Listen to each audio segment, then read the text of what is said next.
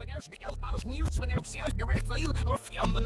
we do what's Hondo on the mic from Leo's Paradise. Random stream drop like a Dragon Ball fight. No lie, plan stream stacking up, but here's a twist in time. Freestyling on the deck like Luffy's punchlines. Up the channels faster than Zoro sword swings. Gaming pop culture, it's the chaos he brings. Talking movie reboots, superhero hype. Hondo passing the mic, now Bishop's in sight. Cutting flip screen, frame by frame, I align. Laying bass lines heavy, keep the rhythm divine. Dropping 5 videos, can't keep up with the pace. Pass the mic back, Leo's leading the chase. Off the rails, no script, just a freestyle ride. Nerdcore king, let the randomness collide. Planning on Leo's got the flow to entice. It's words of paradise, the chaos comes to life.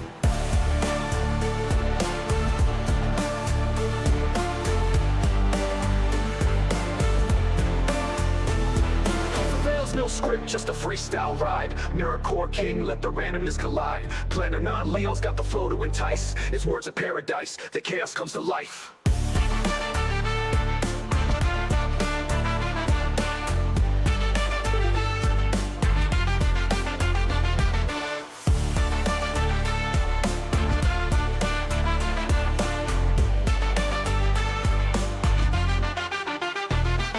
The rails, no script, just a freestyle rhyme. Nerdcore king, let the randomness collide. Planning on Leo's got the flow to entice. It's words of paradise, the chaos comes to life.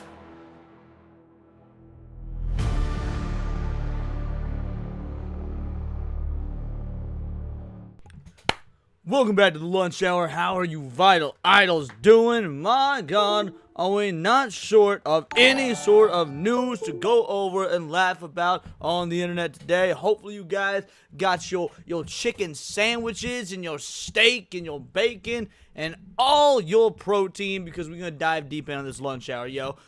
We got black fatigue, we got more UK shenanigans, we're going to war with the cartel.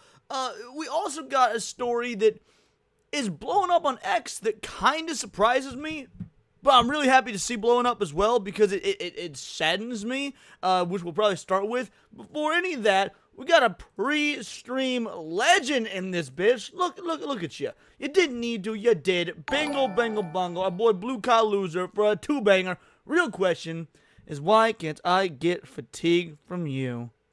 Blue, Chris, my friend. Stop it.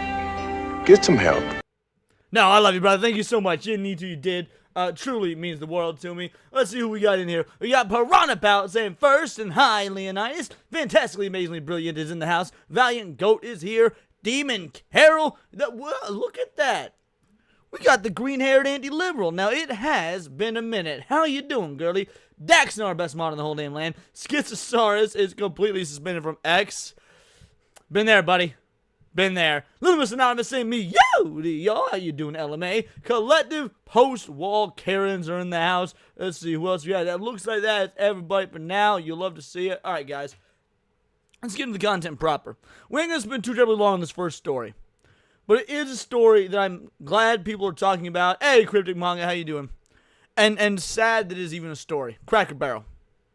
Cracker Barrel. Now, I know that, like, being a slave to corporate nostalgia is such a bad thing, but like, Cracker Barrel ain't even changed their profile picture on X, really. Look at this. Cracker Barrel, it's more or less the same as the one from back in the day. So why would they do this? Guys, why would they do this? Like, I don't know. Maybe it's because, for me, Cracker Barrel is that thing that, like, growing up, I did my grandparents all the time. I did. Like my granny and old man, specifically my old man, loved Cracker Barrel. By the way, I know old man usually means dad. Old man's what I've always called my grandfather. Ever since like 4 years old, because my granny always called him old man, so I call him old man. But anyway, like, it didn't matter where we were in the country, didn't matter what time of day it was, breakfast, lunch, afternoon, whatever. Like, Cracker Barrel is my old man's favorite restaurant. I used to go there with him, my granny, all the time. And I got to where I was going solo. Like, most recent time was I went to Cracker Barrel last February after a concert, like the next morning, hungover as shit. And let me tell you, that hangover food was like, this food was so damn good.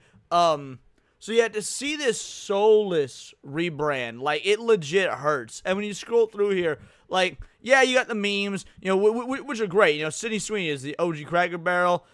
This new one, you love it, but like, compare these two photos, dog. Compare these two. This was every Cracker Barrel. This is how amazing Cracker Barrel was. You could walk into a Cracker Barrel anywhere in the country, and it would look like this. It would look like it's been lived in for ages. And now look at this. Look at this soulless shit.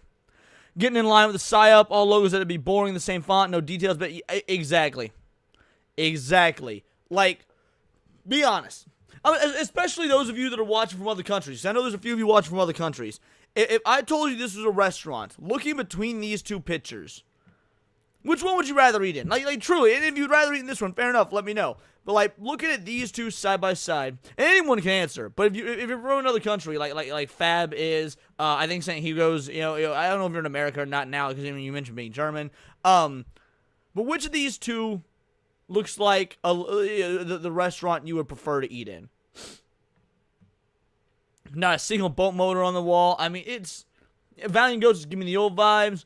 Gravestone, I used to spend my afternoons doing homework in Cracker Barrel waiting for my mom's shift in. It is tragic. Like, it can't be undersold how this is tragic, because this is like 1930s and earlier America. Now, the store didn't come around. Cracker Barrel's restaurant didn't start until the 70s, but the vibe it tried to evoke was 1930s and earlier Americana. Really like late 1800s, but there's still some 30s in there depending on where you live in the Americas.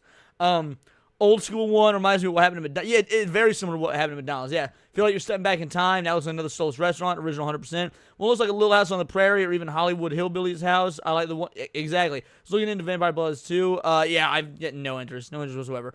Vintage over corpo anytime for me. The other one looks European. See, I had that same thought. And I've never been to Europe, so I can't say whether the thought's correct, but I did have the same thought, that this seemed like very French or something like that. How dare they have an identified character that separates them from the masses? Yeah, it's sad, dude. And like, memes aside, just looking at the two logos side by side, this is terrible. Like, it's bad. First of all, it took me too long to realize that they were trying to keep the barrel design with this here. Like, man, and thankfully, they're getting roasted for it. They are. Now, I haven't checked to see how valid this is. I mean, this is only 1 week in stocks. That really, the drop-off looks huge, but there's not a lot to be able to tell over 1 week. We'll have to wait a couple months, see what happens. Like, I need to go check out the Cracker Barrel in my city, which I haven't. I don't know when I'll do, because it's on the complete other side of town. Cracker Barrel usually is a traveling restaurant for me, or again, if I'm going out with my old man and previously old man and granny. But like, I need to see if ours has gotten this terrible remodel yet. Yeah, look at this. This is, oh my god, this is disgusting. General user review, how you doing? Yeah, the logo change is awful. I love Cracker Barrel. And see, it's one of those things where you're gonna be told that you're, you know, oh, this never mattered to you, that you're a grifter, you're faking it, whatnot. And no, shit like this does matter. And why does shit like this matter? For the exact reason as I believe it was Demon Carroll brought the McDonald's stuff, right? Because these aren't just, you know, yes, they are corporations on paper and whatnot, but they are symbols. They're symbols of a culture. They're symbol of a specific time in history. And erasing that, like, it does in fact erase part of people's love and their memories. Like, it does not matter if the recipes haven't changed one iota. It does not matter if I walk into a Cracker Barrel now and the food tastes exactly the same. That's not really the point. Like, when I go to a Cracker Barrel, if I'm going alone, I'm looking around at, you know, what's on the walls and the fact that it's got a distinct vibe, that this is Cracker Barrel. There's no other restaurant like it. And that's what takes me back to the memories of, you know, my granny before she passed away, or the times I've, you know, the very first time I ever bought, like, dude, the very first time as an adult, well, I guess as a teenager, because I was still technically a teenager, but like the first time I had a big boy job, and like, I was 16 or 17 years old, and I got paid, right? I got paid for the first time. I don't know if it was the first time. It was one of my first few paychecks. And I was like, man, my grandpa and my granny, right, They always take me out to restaurants growing up. They were always nice to me. I want to be able to do something for them. I want to buy them, food the way they bought me food. And so I asked where they wanted to go, and my grandpa said Cracker Barrel. So, like, the very first meal that I, as an adult, ever bought for my, grandparents that had done so much for me was at a Cracker Barrel. And, like, it doesn't matter, again, if the recipes change, stay the same. That memory is of Cracker Barrel as it was. And, like, that's gone now, maybe it's something stupid to care about, but it's such a kick to the face of America, of classic Americana, I should say. It's such a kick to the dick of classic Americana. And, like, yeah, it's not just, corporations and restaurants. It's not just, consume. Because we see this, like this meme states, we see this as a clear trend in architecture as well. Railings, doors, general architecture. Like, you've got look at this beautiful shit here, and you got brutalism over here. This is brutalism. It's awful, dude. It is. So yeah, we weren't gonna spend super long on this, but this Cracker Barrel phenomenon, and not just Cracker Barrel. Let's see. There was look at this. Grok gets it. This is what Grok came up with. Did they get the logo right? Not particularly, but this is pretty much damn near perfect. It went from an icon to another place. Here's another interior shot. Like, this, it looks so soulless, dude. It does. It looks, and of course, you got this broad who's behind it. Is anybody shocked by what it looks like? No? Yeah, me neither. Let's see. Alright, so back to what green-haired anti-liberal was saying. It's just the latest in a slew of these, and literally none of these redesigns look better. None of these redesigns look better. Like, Burger King, I guess, is almost a lateral move. It's a minimal step down. Like, Pringles, dude. Pringles sucks, bro. Look at this OG bright logo. And then what they did with my boy, right? Warner Brothers as well. Dude, I see this logo right here, I immediately think of Space Jam. Space Jam, baby. I look at this logo right here, and I don't even have a film that comes to mind. It is depressing. Like, Post-it. Post-it's barely different, but yet it's still minimal. You went from 4 Post-it notes to 2. It's cheap, dude. It's so fucking cheap. And yeah, honestly, yeah. So, like I said, we're not going to spend too much time on it, but Son Nigga was correct. Son Nigga was entirely correct. That bitch ruined Cracker Barrel. That bitch absolutely ruined Cracker Barrel. I would like to look her in the face when she's talking about how much all of her employees love the redesign, and they've gotten great feedback, and this is what I would say. Shut up, bitch! Yeah, so bingo, bango, bongo, there it is. Dude, fuck Cracker Barrel. See, we got Cookies in the chat. Says, I'm barely alive, but I made it. So I was telling that story about being hungover after a concert and going to Cracker Barrel. I went with Cookies, dude. Cookies had never been to a Cracker Barrel before. It was literally, I'm pretty sure, Cookies' first time at a Cracker Barrel. And, like, it's one of my, most fun memories as a recent adult. Started doing YouTube, got, was able to do it in junction with my regular job, and then I just need a break, right? It's like, I'm working all the time, doing YouTube all the time, and me and Cookies went to a fucking Falling in Reverse concert, and then we got hella drunk, and did hella mushrooms, and the next morning you wake up feeling like shit. And what was there for us? What made you feel better? The goddamn Cracker Barrel. That's what made you feel better. The goddamn Cracker Barrel. So yeah, this is where we're at. Waffle House as well. I like Waffle House. I'm not a big fan of Waffle. I like the taste of Waffle House, but I don't go there very often because that was my first job. Cryptid manga. My first job was Waffle House. So like, and my dad worked at one my whole life, so growing up in the Waffle House. But yeah, Cracker Barrel saved my life. She had gone to Persia. Cracker Barrels would be blue curtains, goldenrods everywhere. I'll take your word for it. I don't know shit about Persia. The old part of my city, Lumiere from E33. Guess the look of it is everything else is building is new. Don't you go to Waffle House for free fight? Yeah. Waffle House is definitely like the PvP server, for sure. Waffle House is definitely, dude, as a 16-year-old working nights at Waffle House, I saw some shit, bro. I saw some shit. We can do Waffle House stories another time. Maybe we can make that a tier goal or something.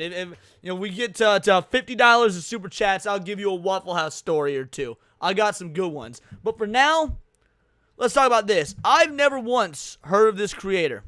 All right, full disclosure. I've never heard of what was there? Let's see, Leaflet and Asari. But this video keeps popping up in my recommended. It's over for the cartel.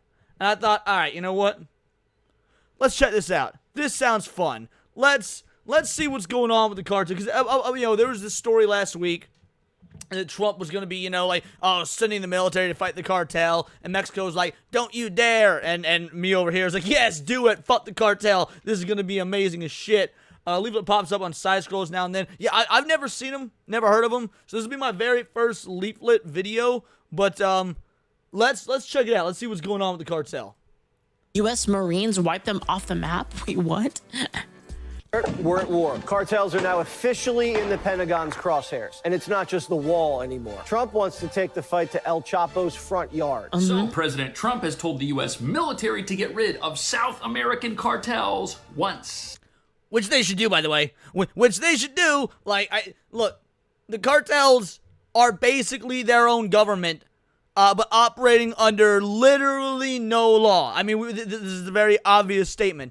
When you've got a might makes right pseudo-government running not just Mexico, but effectively the entirety of South America, yeah, this is, look, I'm an anti-war motherfucker, but since these guys are an illegitimate government, I don't consider it war. What is it the Jews like to say about Gaza, mowing the lawn? Let's consider it mowing the lawn. And for all. But progressive Really? activists say Hey, taking the fight south of the border will just exacerbate relations with Mexico, who critics speculate is... Oh, who gives a fuck if we exacerbate relationships with Mexico? Mexico's in the pocket of the cartel. When the Mexican presidents are like, you can't send your military in and fight the cartel, yeah, no shit. Probably because you getting kickbacks, you dumb broad. secretly fueling radical protests. Okay, you know what? I gotta be real here. If there's an issue happening in a bordering country that is affecting the United States, okay? Like they have some kind of lawlessness, some kind of issue that's affecting the United States, and they can't handle it themselves, how can they be mad about us handling it? That doesn't make any... It's not that they can't handle it themselves, by the way. I'm gonna be real. Now, I could be wrong. I don't know shit about Mexico, aside from the fact they send us all their worst motherfuckers. But, like, I imagine Mexico probably could handle this themselves. But it would be very bloody. It would be a very difficult war. And it would also, and this is the most important part, be bad for their politicians, because their politicians are all getting money from the cartel. Every single one of them are in bed with the cartel. Yeah, cartels run Mexico, they own the president. Exactly, Schizosaurus. It's exactly my point. Even if Mexico does have the military might to fight the cartel, and I don't know if they do or not, but even if they do have the military might to fight the cartel, they won't, because the cartel keeps them rich, keeps them powerful. Demon Carol for a 5-banger says, using tear gas is technically a war crime, being a chemical weapon, but used on civilians, it ain't. I mean, I don't have much to say about that. Like, I don't know the full extent. I mean, I do agree. I know that's like a violation of the Geneva Convention or whatever. But by the same token, I don't know how often it's used on civilians. All I know is that every major nation violates the Geneva Convention on the regular, and they just don't tell on each other because they can all blackmail each other with it. But yeah, no, I don't doubt that whatsoever. So fair enough. I appreciate it, homie. Let's see. What do we got here? You know what? We'll give you this one, brother. I know now that it could never work between us. Not because you're a rabbit, but because you're black. Bingo, bango, bongo. There it is. Thank you so much, Demon Carol. Truly appreciate it, homie.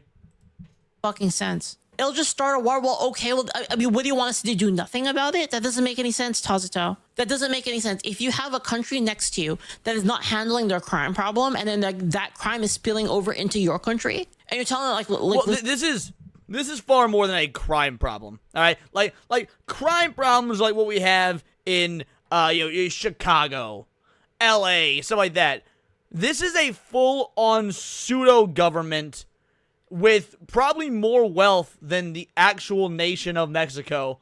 Like peddling some of the deadliest products known to man. And look, I'm a pro-drug dude. Like I am. I'm libertarian. I think the drugs should be legal, and if you want to fuck your life up with them, hey, that's on you. But that being said, the cartel, like, the way they handle shit ain't exactly the way that a good-hearted Samaritan would handle, the logical production and pay for drugs. They're doing it's a criminal enterprise. It is a criminal enterprise. So yes, fuck them, kill them all. Listen, like it doesn't make them immune. Basically, it doesn't make the other country immune from their effects. Basically, yeah. What the hell? Like, it doesn't make any sense. American military. They can't handle them. The cartel is better armed than most South American militaries. All right, fair enough. That might be true. Like I said, I'm actually not sure if they can handle them or not, and it wouldn't surprise me if they were better armed than most South American militaries. Like, I could actually entirely believe that. So if that's the case, all the more reason for us to send in SEAL Team 6 and just mow the fucking grass, bro. Just mow the fucking grass. Also, thank you so much, homie. Truly appreciate it. Let's go ahead. We'll get you this one. I'd fuck one of the robot dogs. Bingo, bango, bongo. You love to see it. Led by Trump with zero concern for the safety of Mexicans. Well, if it's to the point that the government of Mexico can't even handle the problem, then why is that our problem? I'm just being real. Like, why is that our problem? Like, I'm 100% for Trump solving the problem if they can't handle it themselves. Why should we? Not even because it's a Trump thing. Not even because it's a Trump thing. I'm all right with anyone solving this problem. Murder, fuck the cartels. 1, because it's fun. 2, because it's necessary. Have to wait for them to do it if they can't do it. Like, it doesn't make any sense. Taking over America while protecting the very gangsters who've made billions, flooding our border with illegal immigrants for years until now. And I'm just being real. Yes, that much I did know, NPC person. Yes, the CIA provided them with weapons, provided them with funding and whatnot to bring drugs into America, specifically into black neighborhoods. Like, that aspect of it, I am very familiar with. The part that I'm not familiar with, so I'm very familiar with the products and weaponry and resources the cartel has. What I'm not familiar with is what Mexico or what these other South American governments have. I don't know much about these Latin American, their actual militaries. The cartel aspect I'm familiar with. It's the actual Latin American countries I'm not. Let's say this is the situation, right? Let's say that Mexico can't handle it, right? And they're like, well, we can't do anything about it. And America's like, okay, we're going to do something about it then. And then Mexico goes, okay, well, that's a declaration of war. I'll be like, okay. Javelin missiles are illegal. Which, by the way, if Mexico can't even handle the cartel, they certainly ain't going to be able to handle the American military. Weapon in war, targeting the enemy from above where their armor is thinnest. The addition of this weapon. Wait, Tazato says everything Trump does gives the cartel power. Like, wait, hey, what? think of the sub, Bingle. What do you? Has made this brigade one of the most modern and lethal in the United States Army. Do you think it's worth sending our forces, our U.S. forces there to take this on? Latin America's got a lot of cartels. We have to protect our country. We haven't been doing it for 4 years. I'm just going to pretend that I think it's The president came out with Tom Homan. They qualified the Mexican cartel as a foreign terrorist organization. He's going to wipe you off the face of the earth. You're done. We go on every op knowing that nothing's going to be perfect. Yo, this is completely unrelated. Completely unrelated. But this beat goes hard, bro. Like, just listen to this beat underneath all these fucking cartel demons dying. Kind of goes hard. And that we're going to have to adjust. We've always targeted the cartels. That's nothing new. That's one of our primary missions is going after the cartels. Once again, like, doesn't it go hard? So you'll go to war to defend your criminal elements, then exactly, that's what I mean. Yeah. Continues to show his commitment towards the American public. That's what I meant. That's what I meant by right? Like if you're gonna and bro, like there's this very famous internet story, right? Very famous internet story. There's this dude in Mexico who made it his goal, his mission, to report on the activities of the cartel anonymously, to the point where the cartel put out like a $50,000, which I'm sure is a lot of money in Mexico, $50,000 reward on his head. He had to smuggle his wife and kid out of Mexico into the U.S., He stayed in Mexico to continue anonymously reporting on the cartels. And then there was this one, like, Mexican news anchor that agreed with his mission and started helping the dude out. But she did it publicly, and they fucking executed her right then and there as a message to him to be like, stop. And I believe it was 2013 when he finally gave up in terms of his reporting on the cartel. Say it's a declaration of war because you can't handle like your own crime, and it's spilling over into our country and affecting Americans, and you can't handle it, and then we're like, okay, well, we'll do it for you, and they're like, no, that's a declaration of war, and then okay. Voted for, right? At the same time, you're seeing on the other side, you're seeing the true colors. I mean, this is what happens when you have a woman president, guys. This is what happens when you have a woman president.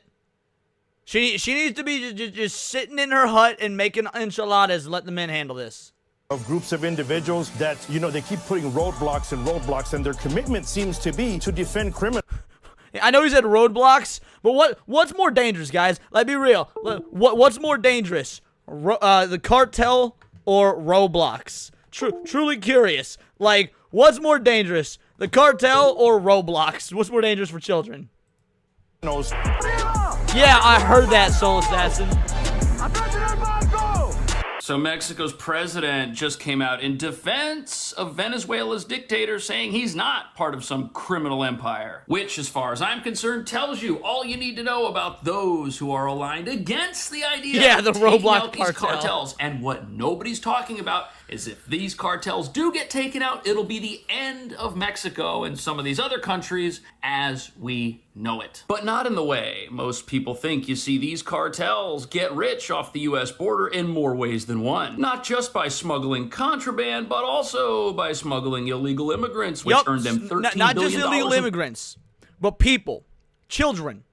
Like the cartels' child trafficking rings are, I don't know if it's a quote-unquote open secret or if it's even a secret at all anymore. So yeah, like these dudes aren't just smuggling fentanyl into our fucking borders and killing Sun Nigwoo's brethren.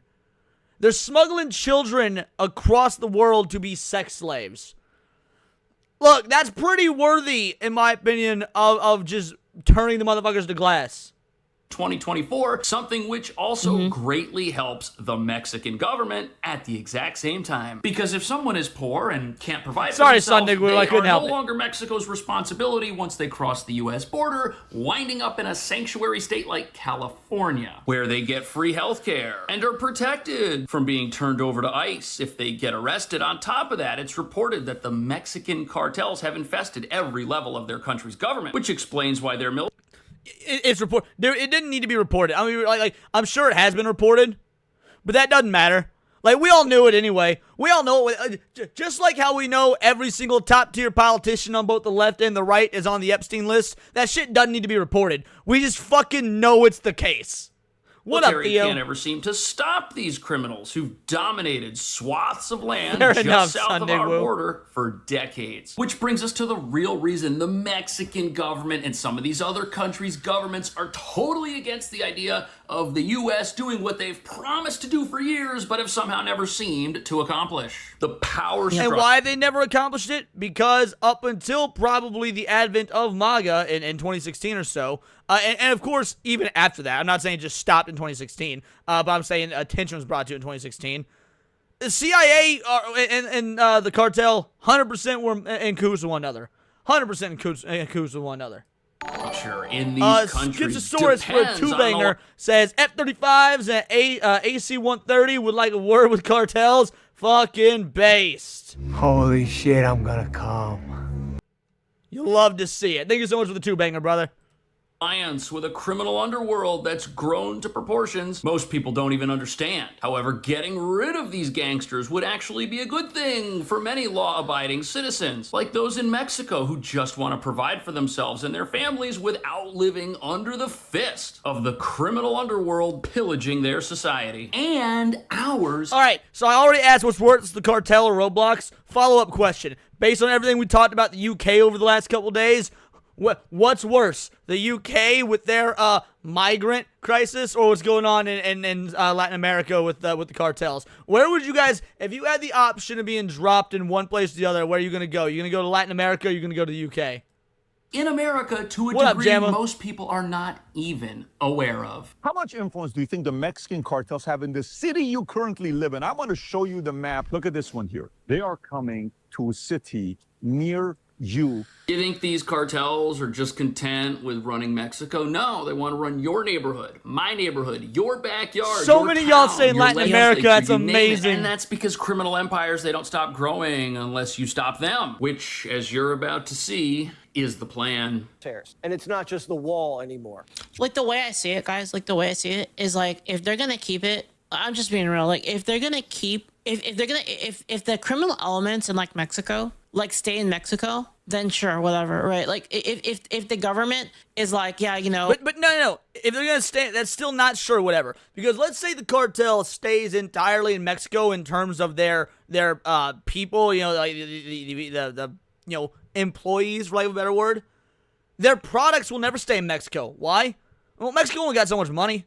Dude, that's you've got an untapped market everywhere else in the world. So it's not whatever.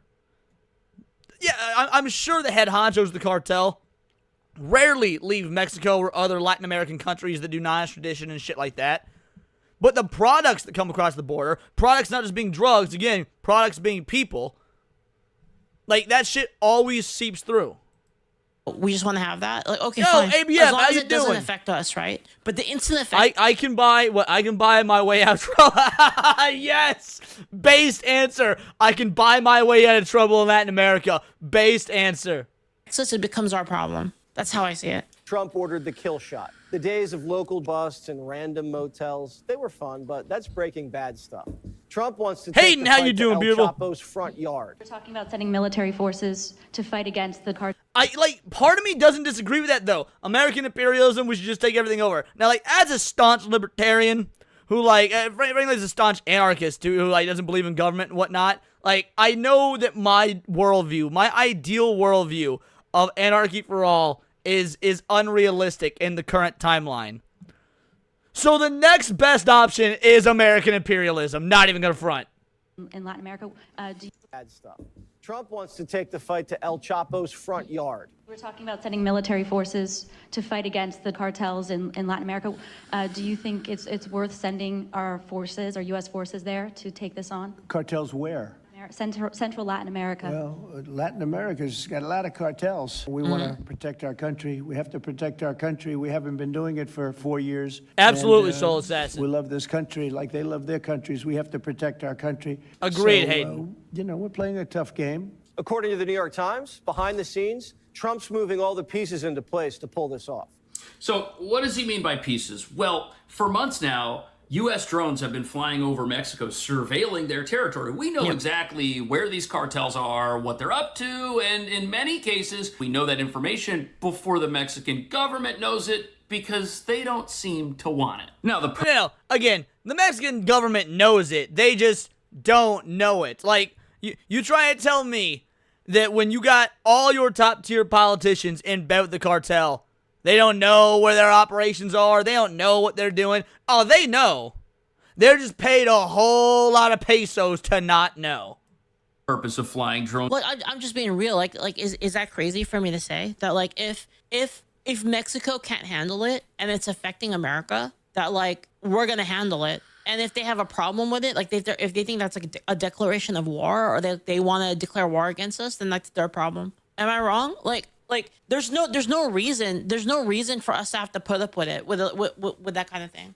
Over Mexico is being done to secure our border, not to invade Mexico. However, that may soon change as their government, for some reason, has failed to take these criminals out. Tasso says we're going to handle, and some of you may die in the process. They're already dying. Mexicans are already dying to the cartel. What are we talking about? Dude, it's not just Mexicans. People all over the world are all right. Let's say you got some little Guatemalan girl, 9 years old, and she gets sold into sex slavery in insert any country in the world, Saudi Arabia, America, China, whatnot. You got some little Guatemalan bitch, 9 years old, sold into sex slavery by the cartel, and eventually dies of that lifestyle. That's a death due to the cartel. Obviously, there's other players that play as well, but you know. Like, let's say America does go in and like starts a war with the cartel and say like 100 people would, and say 100 Mexican citizens died. fucking hashtag worth it. Honestly, like if you were to actually measure the numbers, that would be like fucking nothing. On their own, like they've promised. I'm just being real. I mean, that's very utilitarian, but it is true. Like, if you run the numbers, that's fair. Like, look, think of all these civilian deaths at the hands of the cartel over the years. I'm sure that number is in the tens, if not hundreds of thousands. So let's say it's tens of thousands. If 1,000 fucking civilians die, that's tragic. That's awful. It sucks. We would want to mitigate that. By the same token, that is still so many more lives saved in the long run. Like it's still a net benefit. Again, it's a cold and utilitarian way of looking at it. But numbers don't lie. Greatest military in the history of the world knows exactly where the bad guys are camping out. It's almost a foregone conclusion. How does them already dying justify friendly fire? It doesn't. You want to try to mitigate that as much as possible, but when I'm saying that, like, exactly. if it happens in like that case, then there is a number in which that would be worth it. That would be considered.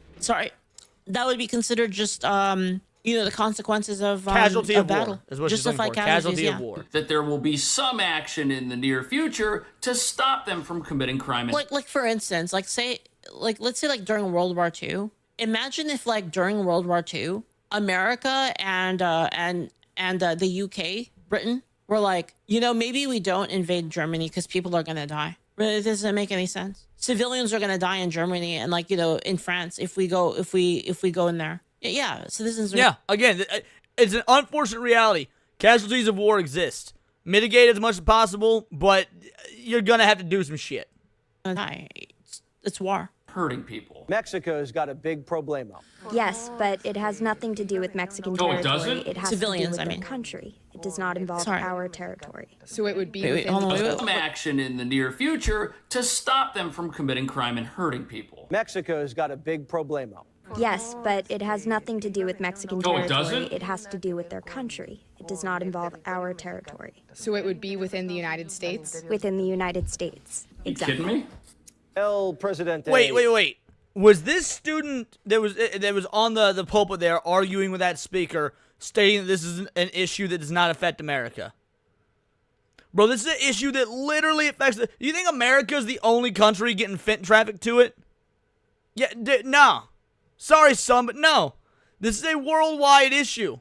And fentanyl's not just coming from the southern border, by the way. It's coming from the north as well. It's being trafficked through Canada. That's a common knowledge thing. Doesn't comprehend that. Right, so you have a gang of criminals who are heavily armed and have a base in your country, but for some reason that's an American-made problem. That is such a misguided talking point. What a scam idea that is. The idea that cartels exist because of America and American corruption. If that's the case... Well, okay, to be fair, a lot of them do, though. Like, a lot of cartels do exist because of America. That you can't say they don't, because that's just revisionist history. Like, it is common knowledge that our three-letter organizations funded these cartels to bring these drugs into America. Again, oftentimes to destroy black communities. So yeah, America did have involvement. So I say right the ship, bro. Right the ship. These guys have a safe house yeah, I can where hear they that, can fly Demon Carol. drones over our country repeatedly without any worry of law enforcement breaking down the door and arresting people while they try to exploit every potential weakness they see here. And why is it when these criminals commit crime in America, they always seem to escape, traveling back across the border before the good guys can catch them, with no Mexican soldiers waiting on the other side to do anything? That's a little weird, isn't it? It's weird, yeah. This is a tremendous step they're taking. All right, so they could seize some guys off the field and bring them here and put them on trial. Could they also just drone strike these cartel bad guys right in their backyard? You know, that's a lawyer question, but I'm going to give you the common sense answer. If they're the answer, by the way, is yes.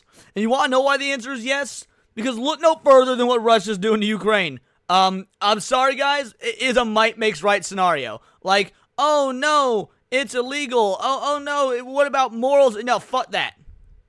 Whoever got the biggest guns, whoever got the most money, whoever has the ability to eradicate these motherfuckers, not only got the responsibility to do so, but are in the right when doing so. Oh, we need to ask a lawyer if we should drone strike Pedro because he's been selling women across the border into sex slavery. No, No, I don't think I'm going to trust lawyers with that answer. People who have known to just sell their souls to the fucking devil. How about we just, you know, it's better to ask forgiveness than permission. Maybe not even ask forgiveness. Let's just fucking do it and not even ask forgiveness. In fact, let's do it and then tell them, you're welcome. Cartels are in the United States, and the MS-13 and Tren de Aragua gangs are. Why can't we their leaders just the same way President Trump pointed out we took care of Soleimani? That would be an imminent threat, right? That's an imminent threat to the life and well-being of the American citizen. He's 100% right. And these cartels, these are not being run by people who have the best interest of anyone except themselves. And I should have just stopped at these cartels aren't being ran by people. These aren't people, bro. These are animals or demons or both. Animalistic demons. At heart. No, they don't exist for the benefit of the Mexican people, perhaps the Mexican government, but certainly not their own people, nor people in America. And if you get rid of these criminal organizations, you give the people of Mexico the opportunity to take back their country. And you know something, if there's any military action in Mexico, it will not be a prolonged conflict. And after a few highly publicized, successful operations, the border is gonna go quiet almost immediately. The message will be received that if you want to be a criminal, you better take your crimes somewhere else. And these thugs, they would do just that. Absolutely. And I think the rationale we use for other terrorists we've through multiple administrations, Barack Obama still, I think, holds the record for the number of drone strikes, including one U.S. citizen. Yeah, dude, that guy droned a fuck ton of people. At least one U.S. citizen, mind you. At least one U.S. citizen.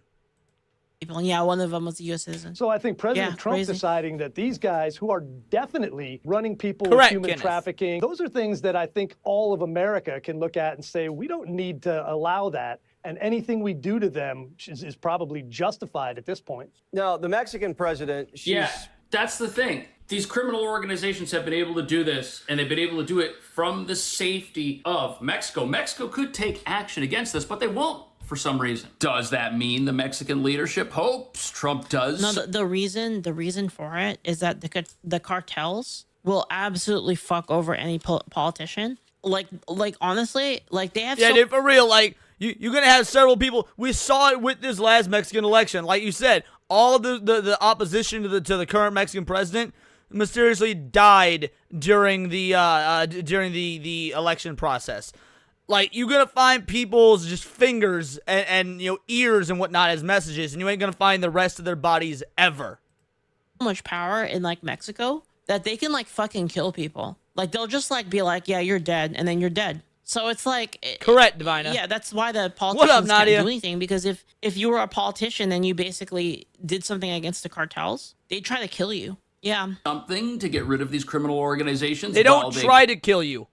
They kill you. And they kill you expeditiously. Well, in fact, they probably torture you for days or not weeks on end in very painful ways. And then they kill you.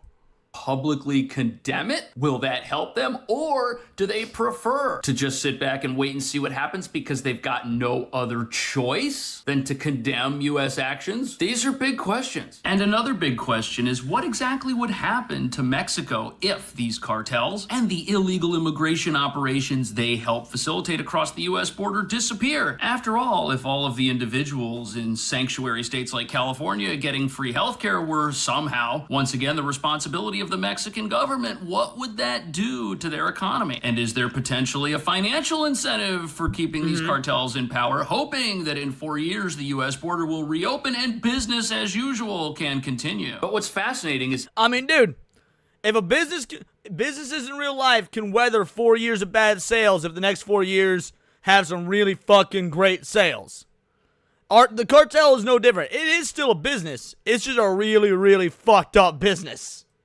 Even as we talk about all of the damage the cartels are doing in America, it's recently come out there they're doing quite a lot of damage in Mexico, too. They're a friend of nobody but themselves. Now, in the Sinaloa cartel, some of Mexico's most powerful criminal organizations are now expanding their criminal operations into a wide range of violent and Correct, high-profit Divina. crime, CJ&G, and the Gulf Cartel are now directly involved in stealing crude oil from Mexico's state-owned Pemex. That crude oil is then smuggled across the Texas border and sold on the black market, a scheme so large that the U.S. Treasury recently sanctioned 26 entities in connection to That's it. crazy. Holy crap. Michoacana has also expanded their operations to include illegal mining, Yo, what up, targeting EB? and extortion of Yes, the mining Vital companies Idol across- I'm gonna be Cartel, real for with you sure. guys. I actually feel bad for the Mexicans that have to deal with it. Like, that's fucking awful, man. Like, honestly, we should be helping them. Am I right, guys? We should just help them. No, I don't think we should be helping them per se. Like, we should, like, I'm pretty goddamn isolationist when it comes to my views on what America should do. However, what they are doing does affect us, so we should eliminate any and all, obstacles. That way they can, I guess, as a byproduct, have the tools to help themselves. We should not be helping them, but we should fuck up the cartels where they stop hurting us. That way Mexico has the tools to help themselves. Honestly, the Mexican leader or the president or whatever, I don't know what is there a leader or president? I think it's a president. They should be thanking us, to be honest. Guerrero Yes, they and should. Michoacan. The group is also smuggling weapons across the Guatemala-Mexico border, give them access to additional arms and influence. The Sinaloa. So this cartel, which Mexico says is America's problem, by the way, look at what they're doing in Mexico. I mean, they are our problem. They're everyone's problem, so... That nobody's talking about. Here you've got a state-owned oil company which should exist for the benefit of Mexico itself. And what are these guys doing?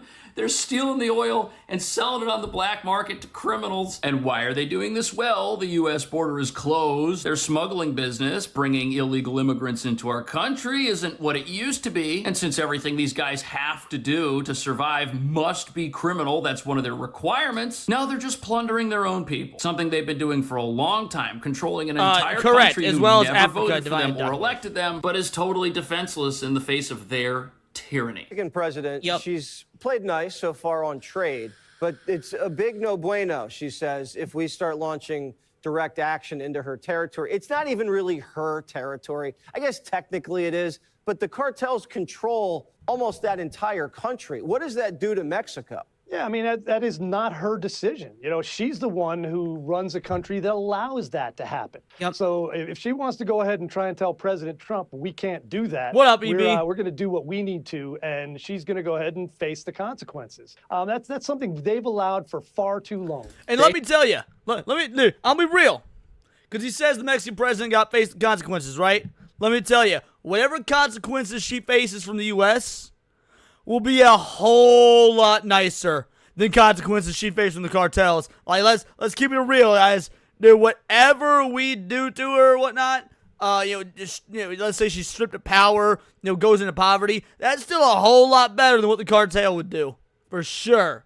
What up, and boy? you know something? The entire world is worse off because of it. Not just Mexico, not just the United States, but these criminals, they export their crime everywhere they can. They team up with criminals in other parts of the world to do other things that destabilize law-abiding societies everywhere. And there are some people who think action should have been taken sooner across our border with Mexico instead of waiting for the false promises of their government. Yeah, we could totally help them. We could totally help the Mexican citizens. Honestly, it seems like a win-win. Because again, getting rid of the cartels is all the help they need. They can figure the rest out themselves. Helping ourselves and then helping the Mexican citizens, even if their government doesn't want to help them. Which included a massive crackdown that has never happened, which is why we're even having this conversation. And fascinatingly, this article says that according to one businessman from Sinaloa, where a massive cartel operates, he says the cartels have always been present, but it was isolated. And if you were not involved with them, you could live an honest, peaceful life. Those days are over, he lamented. You simply cannot avoid. It's a weird situation that part of me feels mind our own business. Also, hard since America does business with literally every nation. Well, the thing is, this is our business. Though this is our business when they made it our business by bringing their crime and their drugs and their sex trafficking and their human trafficking and whatnot to America. So like it is our business. I get what you're saying, but it is absolutely our business. By handling this, we are minding our own business. So like, and again, I'm an anti-intervention individual. But when you hear stories like a baby died of a fentanyl overdose because it was crawling around on the carpet and there were fentanyl particles in the carpet, even one story like that's enough for me to be like, yeah, nah, glass the motherfuckers. Glass them all. Avoid or escape the cartel's presence, whether it's violence, extortion, theft, and he's calling on President Trump to come in and save his country, something his own government has refused to do. And the excuse is that this is an American-made problem, that the cartels operating out of safe swaths of territory just across the U.S. border in Mexico only exist because of the American government. Well, again, that is true, though. Like, this guy might not want to believe it. I'm not saying the cartels didn't exist prior, but we certainly exacerbated their growth and their ability to facilitate drug and human trafficking into this country. I mean, that is a fact. Like, you know what? That might be a tinfoil of haters episode. You know, exposing the truth about how the FBI and the CIA facilitated the cartels into drug and human trafficking into America. That might be a tinfoil haters episode. Entire viewpoint is what progressives say and think about America and the open border. They always want to say that it's America's fault, that criminality is something the U.S. created and now wants to stamp out, and that all of the efforts you see happening in America from ICE and this whole idea of military action in the country of Mexico to stamp out these criminals is wrong and just represents another example of American overreach, because these individuals feel that America is the problem in the world. Just look at the protests, which many say are funded in part by foreign organizations who don't want America cracking down and bringing law and order back to its shores at all. At the same time, we find out that these criminal organizations, they don't just commit crime in America. Yes, this is their biggest market, something a wide open border allowed them access to for the last 4 years, but that's now over. However, they're also stealing. There's two solutions to this, basically. And I don't think you're gonna like the other solution. That's the dream, Annie the cat. We gotta do something about the crime that they have and work with them to help the citizens, right? Solution number 2, we completely lock down the southern border. I mean, like, completely. I wouldn't call it New Texas, though. I wouldn't call it New Texas. Like, that's too boring. I would call it like Neo-Texas. I think Neo-Texas is the way I go. That sounds more sci-fi, cyberpunk, futuristic. Yo, Sonic Woofer, a two-banger, is more like Soros. Oh, 100%. Soros is 100% involved in that sort of shit. Like, dude, Soros be looking at Donald Trump and being like, you and I are enemies now. You love to see it. Thank you so much, Son Nigwu. What like up, Sherry? Poland style. Yeah, like with like fucking machine guns like on the wall. That's like the only other way, right? And then it doesn't matter. Like if you try to cross illegally, like it's over. That's it. That's it. People, they're committing crime in other areas of Mexico. Central and South America, and it's not that these we got New Mexico and more recent Mexico. I like that. We'll call it more recent Mexico. Organizations prefer to be isolated. There have been reports of Tren de Aragua and MS-13 gang members working on behalf of cartel. The thing is you have to understand is like that's you know, guys, this has nothing to do.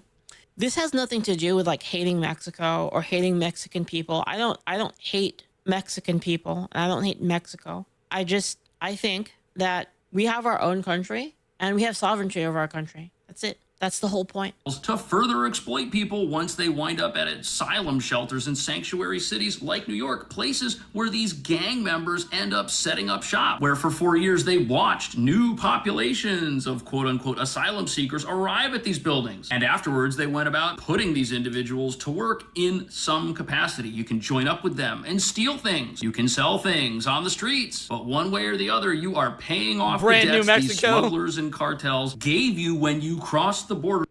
Stream problems? Stream problems, really? I'm not seeing anything on my end. Huh. Is it still happening?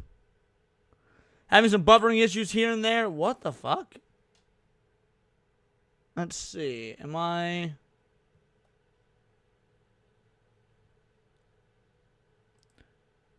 It seems like it's taken care of now, right? Yeah, I'm literally not seeing any issues on my end. But I mean, that doesn't mean they aren't there. Obviously, they very well could be. Seems okay now. All right, yeah. All my stream settings are the same. They always are.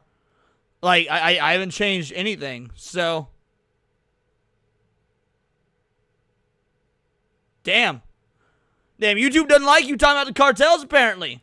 Without permission, with their help. Nobody's benefiting from this at all, except the corrupt who want these processes to continue and hope that in 4 years they start doing so once again. What do you think about that? Would getting rid of these dangerous cartels and organizations be a good thing in the countries where they operate, the countries they control with their criminality? Let me know. Thank you so much for watching. I will see you in the next video. It was another good video by Cash. Yeah, I mean, like, I honestly don't have a problem with this. And it's like, if Mexico can't do it, then we should. That's it. Well, again, I get you guys. A lot of you guys said earlier that Mexico can't do it, but it's also they won't do it. That is a factor. They won't do it. The cartel brings in way too much money for the elites. Even if they could do it, they wouldn't do it. Guys, the video. I'm just so tired of this. Guys, am I the only one that's just tired of the yeah, you know what, America, just fucking deal with it. Just fucking roll over and die. I'm so tired of it. It's so fucking annoying. I feel like we've been too patient, honestly. I'm just being real. Like I think we've been too patient, too nice. It's you know, cutesy time is over, you know? It's over. Bad actors prey upon your desire to be nice and fair. Yep, basically. Like, they have, here's the thing too, guys, is like, this is how I actually feel, is I actually have nothing at all against the Mexican people that want to like come here illegally. You want to know why? They want to come here for a reason, right? There's like economic, safety. There's a lot of I mean, I'm sure there are a few that do, but no. Most of them do not want to come here for any other reason than to exploit our resources. Just they don't. That there's a reason why they're coming here illegally, and it's to exploit a system that rewards them for coming here illegally. Reasons. And I honestly, I don't blame them. Like, I would want the same thing for my family, to have like those economic benefits. Like, they want to come to America Lord for Shadow. a reason. Otherwise, like, why isn't it happening the other way around at the same rate? Right? If Mexico was like so awesome, then like, why isn't it happening the other way? People are coming to America for a reason. And I don't blame the individual people for wanting a better life for the families to come here. I don't. I think I do. I absolutely blame people for wanting a better life to come here if they're doing it through illegal means. Why? Because nothing in life we're doing should be easy. Like, doing what they're doing is taking the easy route, and we reward taking the easy route. That is antithetical to the concept of the American dream.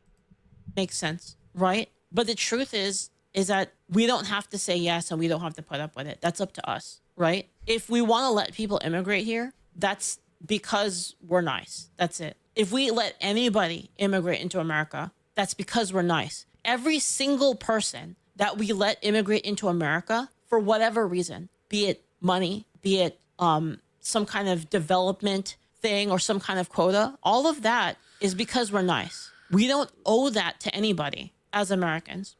And if we just say tomorrow, fuck it, no more immigration, that's 100% justified and 100% within our right. I'd be A-okay with that.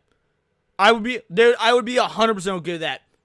No more immigration, period. Moratorium on immigration for 4 years. For all countries. All countries. Like, I would say there could be exceptions, like marriage or whatnot. Let's say you go abroad, you find yourself in, like, you know, you're on vacation in Spain, and you meet yourself a girly, and you're like, oh, wow, you fall in love. All right. We'll do a 4-year visa or whatever, and if you guys are still together after 4 years, you get married, become a citizen. Sure, fair enough. But like, in general, complete moratorium on immigration, no matter where you are in the world. And again, I don't blame the people that want to come here. I think that they're trying to do right by their families and trying to make better lives for their families. But that's not something that we have to do as Americans. Again, it's the country of Americans, and we have the right to set whatever limits we want. And that's it. It has nothing to do with some kind of fascism or Nazism. We don't owe it to anybody. That's the point. That's the point I'm trying to make. Is that like I do not agree with negative migration if they have integrated and become citizens or are in the process of becoming citizens. They came here legally. I do still respect the rule of law and the idea of people coming and assimilating is a-okay. Like I truly have no issue with that whatsoever. I mean I've seen it happen with my own eyes. Like. I say this story all the time. My best friend's wife is Chinese, but she's been here since she was 15. She is, and she's like 31, 32 now. She is far more American than any of these blue-haired Landwells of these fucking liberal arts colleges. So I do not have an issue with legal immigration in theory where assimilation is key. But right now, we got too many. Shut that shit down. We don't need to be sending anyone home who's here legally and is in the process of assimilating. Everything we do, correct. Nobody's automatically entitled to become a US citizen. citizen. I agree. Is 100% like just our good graces. That's it. Yep. And I Agreed, think if you really Fab, cared agreed. about if you really cared about Mexico, you really cared about Mexican people, you would want to help them make Mexico better, not make them come to America. Not make them come to America. You want them. You like, hey, how can we help make Mexico better? I think that's a better question than being like, yeah, just everybody come here. We'll save everybody. Like, it's stupid. That was a good video. Like I said, I'd never heard of this creator before. Yeah, Leaflet. What is it? Leaflet and Asari. I never heard of him. That was good. If you want to see me react to more of Leaflet's stuff, make sure you put it in the Discord in the reaction requests. There's the link in case you guys are curious. But yeah, this was good. Just give that a like right there. And yeah, cartels are an issue. In fact, they are the bane of a lot of people's existence the world over. How many children have died due to fentanyl? How many fucking adults have died due to fentanyl? Like, look, you want to do your coke and whatnot? I ain't got an issue with that. Coke really ain't that bad of a drug. I wouldn't really recommend it per se. I'm not a particular fan of it. But if you want to do your coke and your designer drugs at your Hollywood parties, all right, whatever, go for it. But when you be cutting that shit with fentanyl, people be dying. How many people are sex trafficked across millions of all these borders? How many millions of adults and children are sex trafficked across these borders? Yeah, by all means, glass the cartels. 100% glass the cartels. And yeah, no, I never heard of Leaflet. This video popped up in my recommended feed. I thought it sounded interesting. Leaflet and Asari are a daughter and mother. They're based, stream together sometimes. Dude, yeah. Anytime you guys want to see me react to more of them, I absolutely will. This is my very first Leaflet video, and I enjoyed it. That was based. Alrighty, let's talk about black fatigue, baby. Let's do it. Let's talk about some black fatigue. So this is another account I'm not familiar with. Modi Speaks. So Modi Speaks, let's see. I only speak facts. My discussion will be revolving around cultural, racial, and ethnic issues, including trending topics and everything in between. Basically going to be dishing out hard truths because right now that's what the world needs. So they have a video called "This is exactly why white folks are forming white-only towns."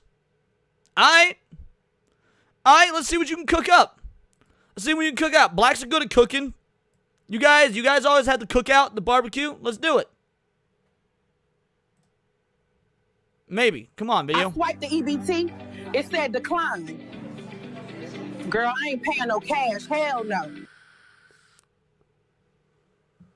Dude, this fucking ad blocker. Stop making my shit. You ever been in a situation like this with a bonnet-wearing LaFonda? You're not racist. You're just exhausted. That's when my doctor prescribed me Civilize. Not to make it better, just so I could keep my mouth shut and walk away. With Civilize, you don't hear the ignorance. You don't feel the heat. You just move forward. All right, I'm gonna be real, guys. I'm gonna be real. I don't take medicine. Like, occasionally maybe an allergy pill or an ibuprofen if I have a bad hangover. But like in general, the doc prescribes something, I don't take that shit. I'm very much if you eat right, exercise, the whole nine, you'll be fine. That being said, I would probably take Civilize. I would probably take Civilize and make my life a whole lot easier. Son nigga over a two-banger. Not black, but hood fatigue. It's about time. In all reality, that's what it is. Hood fatigue is really what we should be calling it. You're entirely correct. So yeah, nah. Couldn't agree more, son nigga. This is for you, brother. You can't keep getting away with it! All right, let's find out more about Civilize. Thanks to Civilize, I don't even hear it anymore. So, Demon Cartels is at least your blacks don't still practice cannibalism. I would disagree. They might not practice literal cannibalism, but let me tell you, places like Harlem, Compton, shit like that, it's a different sort of cannibalization. They cannibalize their own. There's a reason black dudes are known for killing other black dudes more than white dudes versus white dudes for black dudes, whatnot. It's just a different kind of cannibalism. Hey guys, my name is Modi and welcome to Modi Speaks. I plan to caption this video. This is why white people want an all-white community. But she's got a nice accent, but I'm going to have to turn on subtitles for this one, guys. I don't know if I'm going to come up with something more constructive and more befitting for this video, but then the reason I decided to go with this title is because so many people might genuinely think that those white people, which I refer to as the reasonable set of white people who want to live... The reasonable set of white people, i.e. people that want the original Cracker Barrel back, live in an all-white gated neighborhood are just racist white people and a bunch of horrible white supremacists, okay? But I totally disagree with that assumption and that false narrative of racism and white supremacy as regards these white people that want an all-white city. And that is what I plan to dissect in this video. Thank you for some people, when they heard about the idea of an all-white community, they thought it was racism and Jim Crow all over again and all sorts of propaganda. But when I learned about this information, I was not surprised. Okay. All right, so Cryptic makes a great point.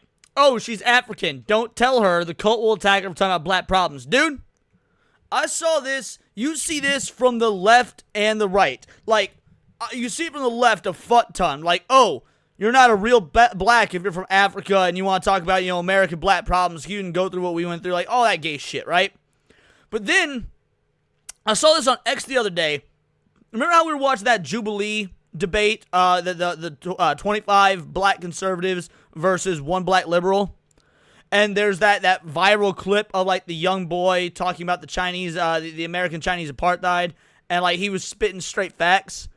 I saw a black conservative, a real well-known black conservative on X, talking about how he doesn't, since the dude is not a born and raised American black man, that he's from another country, that he doesn't want to hear his opinions on black America. I was like, what the fuck? As long as your argument is sound and logically consistent, it should not matter where he was from, what his skin color was, none of this shit. And yeah, Africans and American blacks hating each other is, yes, that is commonplace, Soul Assassin, yes. Okay, not because I thought it was... So you saw that post, Cryptic. What'd you say? Because that was a fucking retarded post. Let me know what you said.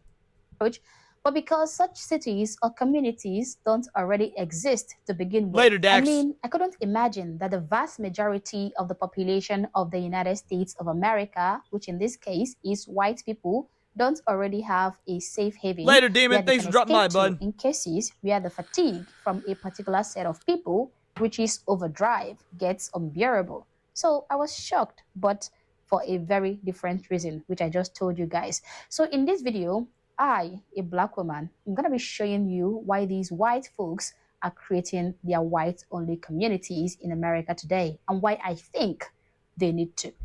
Exhibit A. You want me to go to jail? You want me to go to jail? All right. Yes, I do want you to go to jail. Not necessarily because you're breaking the law. I mean, that too. But because jails are basically a free gym membership. And your pudgy ass needs it. You want me to go to jail? You want to give me my fucking money? You want to give me my fucking money? You want to give me my fucking money? I'll tell the police I get it. Bro, bring shame back. Bring shame. Oh, I don't want to have a pause on that screen. That shit's fucking disgusting. Plus, I don't want YouTube, blocking me, even though she's... I was going to say clearly wearing a bottom. I don't know that it is clear. That's kind of the problem. But anyway, bring shame back. Yeah, Cryptic. Who gave her that sort of confidence? By God. It's not a result of no parenting, Zalozy. It's even worse. It's a result of the nanny state. It's a result of the government being your fucking daddy. I did it, bitch. Give me my money. Give me my money. Nigga, now you gonna give it to me one way. I got to get to get out. Every time, fam. Every time. Oh, that's diabolical, Gaming Wolf.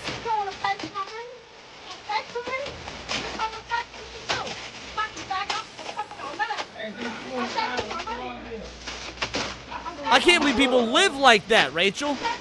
Also, what up, Rachel?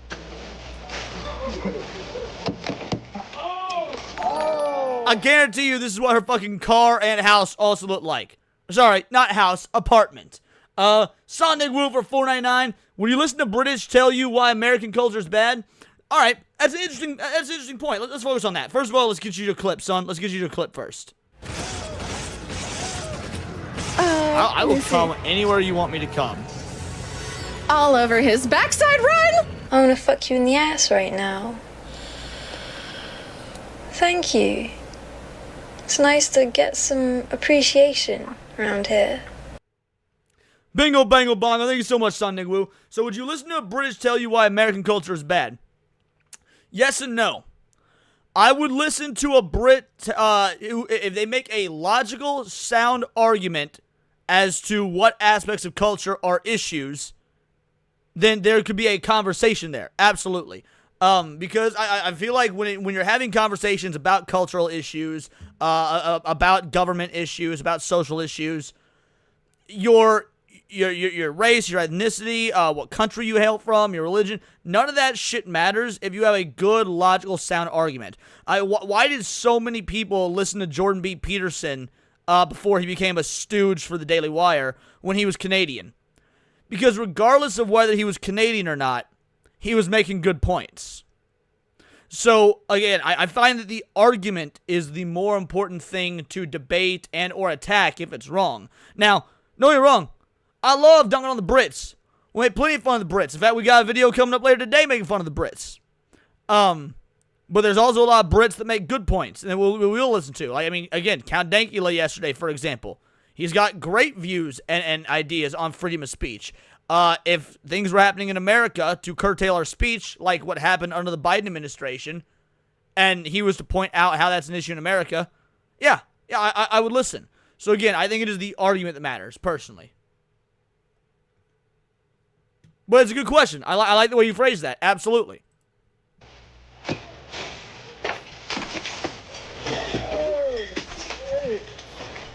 Now, if you didn't see this video that I just played right now, then it is because this platform censored it. So I have to cut it out, okay, to avoid problems. Now, you can head over to my X account or my Rumble account to watch the uncensored version. Sorry, guys. This platform is... Good on YouTube for not censoring that. Let's see if I get the same treatment. It's not my fault. But if you were able to view the video, then glory be to God. That means they let me go. Now, this is what I'm talking about. This is the dysfunction that these guys make everybody endure, okay? Whether you are black or you are white or whatever. And I'm not even talking about her choice of clothes or the fact that her entire organs, okay, are hanging out for the world to see. No. I mean, I'm talking about it. I'm talking about it, that exact thing, because that is now seared into my memory banks for always and eternity, Madame Zeroni style. But yeah, fair enough. There's far more at play than just her choice of clothing, or lack thereof. That is not even my concern at the moment. My concern is with her shamelessness and complete lack of decorum. This woman is not 6. She is not 8. She is a full-grown adult. No, however, she is 6'8", and then add a 0 to that, and that's her weight. But she decided to behave like a petulant child whose toy was taken away from them, trashing up an entire store just because she didn't get her way, okay? According to the person who posted this video, the person wrote, she was twerking in that store for like 10 minutes. Twerking, while dressed like that. Imagine. Before she I would rather on not to imagine. Smashing things, destroying the place, behaving like a pet. No, the 0 at the end, EB. 680. God damn it. You ruined it. Petulant child. What can you say about this culture? Could it be true that all cultures are not the same? The ghetto black American kind is simply nauseating, I have to admit. Some cultures value self-respect and self-dignity, and some just don't, okay? Some glorify degeneracy and dysfunction, while some cultures cannot That even is fair, tolerate Annie it. Cat. Now, it will be nothing short of evil to force those who despise this type of horrible display to witness it and live amongst it every single day. That would be very unfair and even wicked to even suggest. Someone is trashing another person's store, okay? Opening refrigerators and breaking products inside, okay? Destroying the whole store. And the worst part of it all, no one jumps in to stop her. No one can do anything. And why does no one jump in to stop her? Let's talk about that.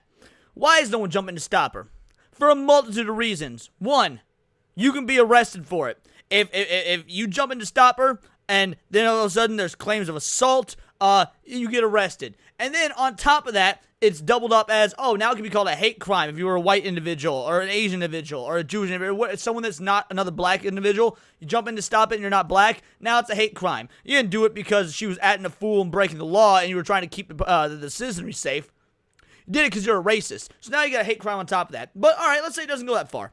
Let's say it doesn't go that far. You know, you don't get any sort of legal ramifications. There's no hate crime charges, nothing. But let's say the video of you jumping in to stop it goes viral on social media. And people start contacting your place of employment because they find out who you are. And you get doxxed. And you get harassed by the media. And you get harassed by the fucking blue-haired land whale feminists. And you get, fired from your job because the bad press it brought to your job. There are so many reasons why people who should be stepping in aren't. Now, I actually am not I don't have any problem with the sort of cell phone record everything culture. I know a lot of people look at all these people standing around and recording instead of getting involved. I think it's a good thing. Why? Because when you go to court, it's often your word against other people's word. By people recording all this shit, there's now evidence to be put forth that can be used to convict. Now, does that mean that everyone should stand around and record and no one should do anything? No, obviously you've got absolute heroes like Daniel Penny who jumped in and did what needed to be done, and by grace of God, he was able to actually, the law took his side, as they fucking should have. There do need to be people out there like a Daniel Penny, for sure. But the idea of also breaking out the phone and recording the whole situation, that is a good thing objectively, for legal purposes. She is allowed to run berserk for as long as she likes, and everyone is just supposed to keep quiet, mind their business, turn a blind eye, okay? Not interfere. Go about their business as if nothing happened. And you wonder why some people don't want to be around this type of behavior. You wonder why some reasonable individuals want to run away from this type of horror. Really? If this were to be a white-only town, my guys, this store would see the biggest form of success. It would flourish. The customers would appreciate it. The business would run smoothly, okay? This would never even have happened, okay? This crazy individual wouldn't have the opportunity to come here, dress that way, trash up the place, and destroy someone else's business.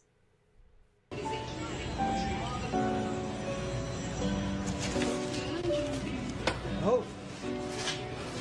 No. I need it, bro. Oh, yeah, it's not for you. It's your problem, not mine. I need it, bro. No. This seems scripted. I won't lie. Maybe I'm wrong, but this one seems scripted. No. I need it, bro. No. Go there. No. No. No, bro. Go. Go.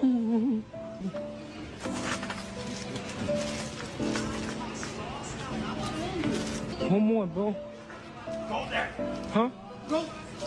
Like, I don't know. To me, I could be real. I've seen this video. They're dumb. Yeah, this seems scripted. This is absolutely fake. Although it doesn't help when it comes to perpetuating stereotypes or perpetuating, social norms. Heard how in Canada and Ontario, a homeowner got arrested for defending himself from a family thief. I'm not surprised by that whatsoever. There's also one with people at Apple paying themselves for other people's phone. I mean, yeah, again, are you saying that one's scripted as well, Cryptic? Like I said, I could be wrong, but this seems pretty scripted. He's bothering me. He's over here bothering me. So he took something out my cart over here. What? Whatever he's. Hey, bro, why is he? Hey, he taking stuff out my car, bro. What is he doing, bro? Don't do that shit, bro. You assaulting me, bro. Get the fuck out my face, bro. Imagine going to the store to get some supplies as an older person. You are stressed. Let's see if any of the comments mention that whether or not that's scripted. Not the color of their skin, it's kind of their character. One of the stores not only go to jail. It's not all of them, it's always them. My life, white person. I hate to get mad. Let's see. I mean, everyone seems to be talking about the first video. Amish have their own communities. Black fatigue, similar. And yet, no one seems to be mentioning that second video. Which, to be fair, YouTube does have this problem where, like, people will watch the first bit of a video and not continue. I wonder, I would love to see what her analytics are for how long people stayed on this video. Wait. Alright. Okay, yeah, so that is the right. 632, it's not a prank, it's a waste of the old man's life. We all like, let's see, what are the replies on this? Sinning, it's only a prank, it's awful. So, even if it, I don't know, just one person saying it was real is not enough to convince me. I mean, maybe it's a prank video, which would mean it is scripted, but it's only scripted on one end. It's not an innocent prank. The people receiving it are angry and annoyed. So, yeah, I mean, let's say it is a quote-unquote prank. That's still a terrible fucking prank, but also doesn't. It's not the same as that dumb broad, you know, prancing about in her underwear. Yeah, point is, that's an interesting one. I don't have a lot I can say unless I know the full details. Browsing of shelves, rummaging and looking for the right items you need, going through all that stress, only to encounter one fatigue generator who thinks it is fun to annoy you and disrespect. So, so when I say it's not real, what I mean, Cryptic, is that it is not. So there's a difference between something being a prank versus being scripted versus being real, right? Now, none of this stuff is good. Whether that video is a prank, whether it's scripted, or whether it's entirely real, all three are bad, but they're bad for different reasons. If it's scripted, it's a problem because it forces a social narrative that isn't there and only drives up tensions when you can find a million scenarios that are real. If it's a prank, okay, that means it's scripted on one end, but it still perpetuates a fucked up influencer style culture with no consequences and doing anything for clout and money. And if it's real, well then shit. We all know what we want to say. I know some of you are gonna claim that, oh, this is just a prank. It was just a prank. Yeah, exactly, Hayden. Exactly. That's what I'm leaning towards. There's a big difference between prank and nuisance, especially when interacting with older people.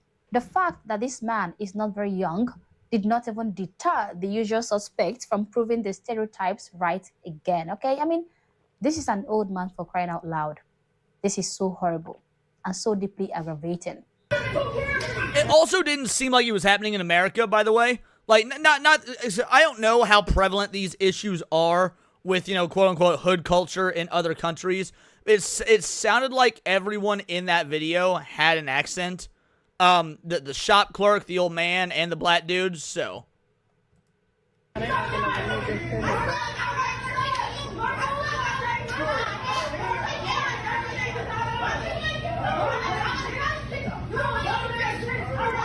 Alright.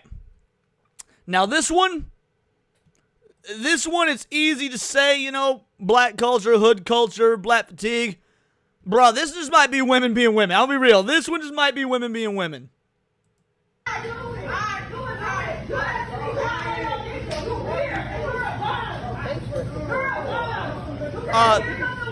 So the video is sort of cut off because of the border on the streams, but just so y'all know what's going on with this, it is two very black women having an extreme shouting match in the grocery store.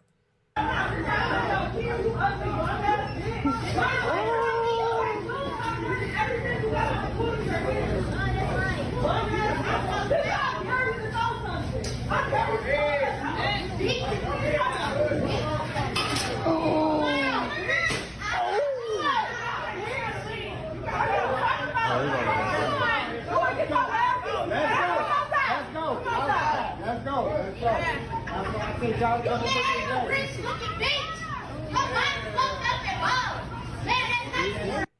Dollar Tree, the breeding ground for degenerate black people.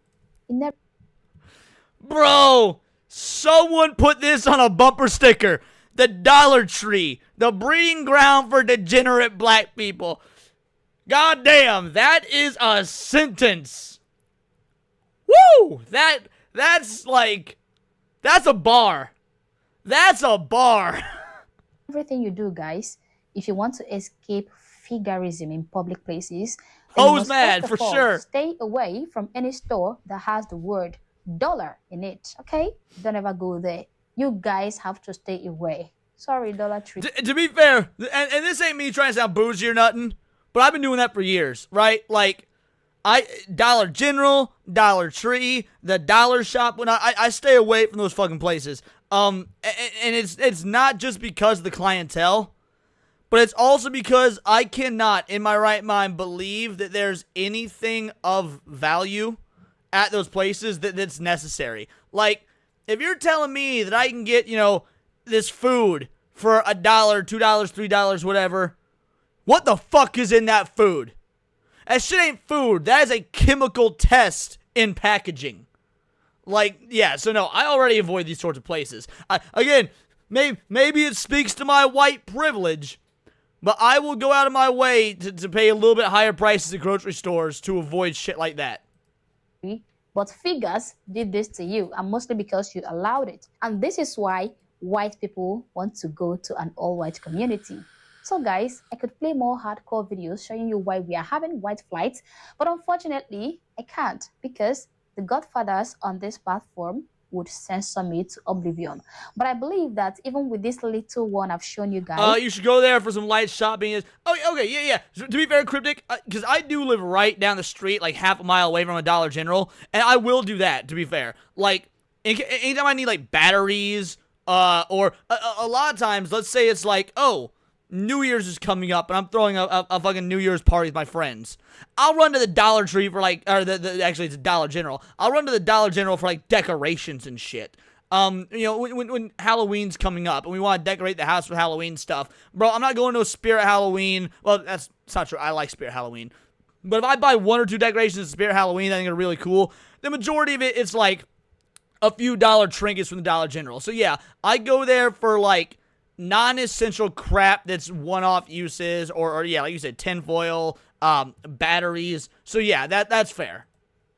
Okay, you now have an idea why some people cannot bear cohabiting with dysfunctional people. White-only towns is a very rational... Dude, LMA, dude, okay, when it comes to Walmart, I can count on one hand how many times I've been in a Walmart in the last 2-3 years.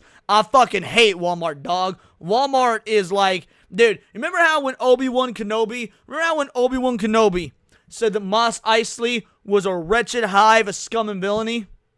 Bro, that's Walmart. Obi-Wan Kenobi was straight up talking about Walmart, dog. Response to the crisis generated by these misfits. And indeed, I understand why they would want to leave. No one likes... Now, I live on the outskirts of a city, Lord Shadow, to be fair. Like, I don't, so I say all the time that I live in a big city.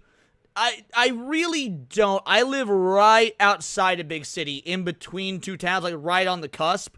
So I can, like, I could drive about 4 minutes or so, and I'm in the city and whatnot. So yeah, no, I definitely don't live in a shit neighborhood. I don't even live in the city. Although there are really nice parts of my city and really, really shitty parts of my city. Likes degeneracy, not even white I don't know people. who you're referring to, always, Netflix. Guys, these are my thoughts, these are my opinions, but feel free to share yours in the comment section below, but do so respectfully. Also, if you're not yet subscribed to the channel, honestly, I don't know what you're waiting for. Subscribe to the channel. Like and oh, share dude, the yeah, video no, to keep I know you exactly informed what you mean, and Lord consider Shadow. joining my membership or supporting the channel in any way that you can. Thank you for watching this video, and I hope to catch you on the next time. For now, peace. You love to see it, but guys, we ain't done. We ain't done with the fatigue. We're gonna move on from black people though, and we're gonna look at fat fatigue. We're gonna look at these fat fucking bitches.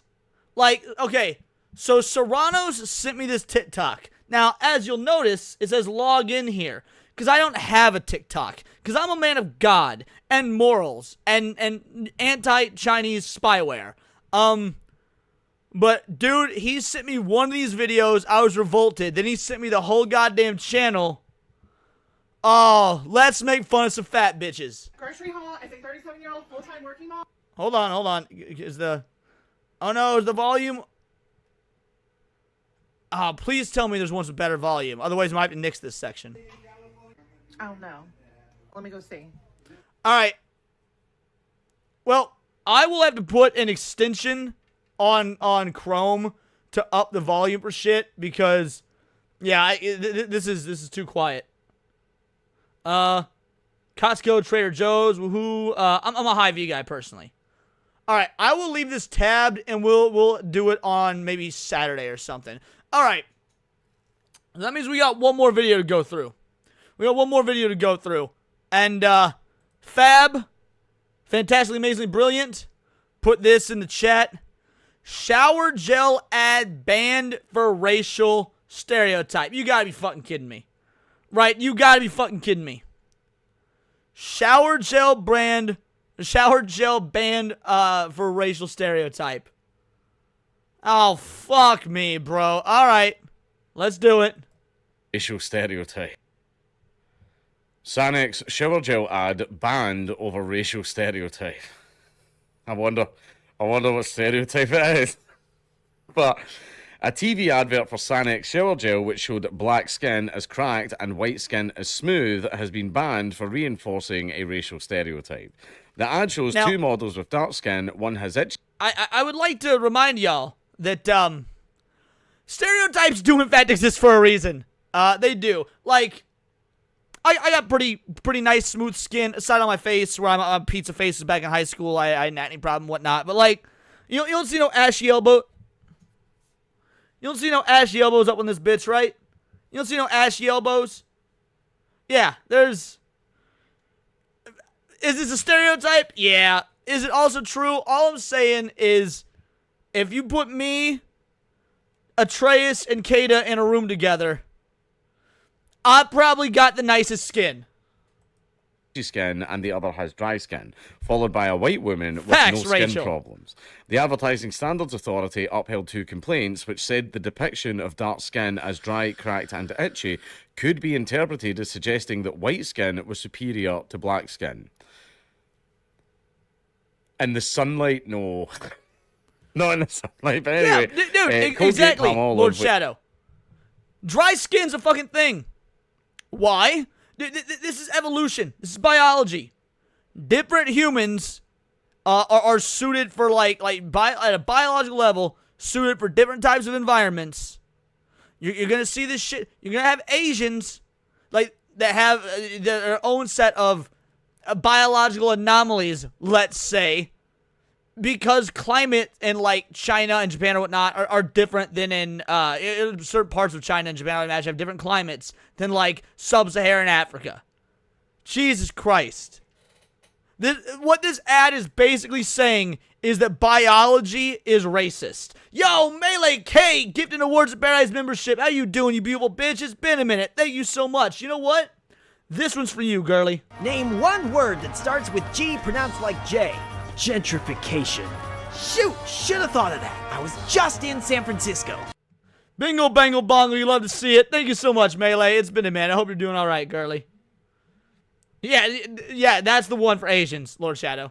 Which own Sanex said it used models with different skin colors as part of its commitment to diversity. But we're being diverse. No, not like that. Not like that. He makes a good point.